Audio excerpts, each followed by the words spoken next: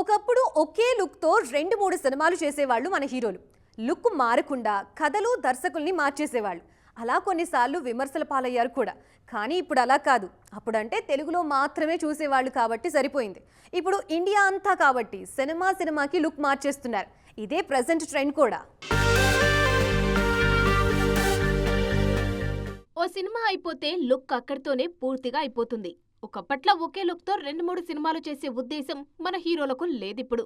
పెరుగుతున్న బడ్జెట్, పెరిగిన మార్కెట్ దృష్ట్యా సినిమాకు కథ మారినా లేకపోయినా లుక్ అయితే మార్చేయాలని మెంటల్గా ఫిక్స్ అయిపోయారు మన హీరోలు.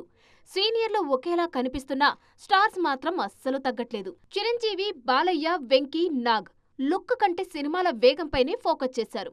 ప్రతి ఏడాది కనీసం ఒక సినిమా, కుదిరితే 2 అని పరుగులు పెడుతున్నారు. పైగా వాళ్లు తెలుగులోనే సినిమాలు చేస్తున్నారు కాబట్టి లుక్ పై పెద్దగా పట్టింపులు లేవు. అందుకే మాక్సిమం ఒకే లుక్ తోనే వాళ్ళందరూ వరుస సినిమాలు చేస్తున్నారు. పాన్ ఇండియన్ హీరోలు మాత్రం అలా కాదు. అల్లు అర్జునే తీసుకోండి.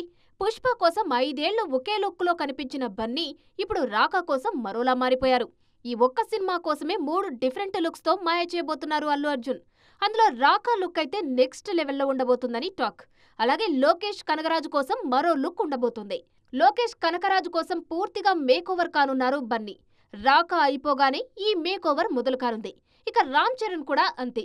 పెద్ది కోసం ఈయనెంతగా మేకోవర్ అయ్యారో కళ్ల ముందు కనిపించింది. ఇక ఇప్పుడు సుకుమార్ కోసం ఆల్ట్రా మోడర్న్ గా మారిపోతున్నారు. ఈ సినిమా 2027లోనే సెట్స్ పైకి రానుంది. రంగస్థలానికి పూర్తి విభిన్నంగా ఈ సినిమా ఉండబోతోంది.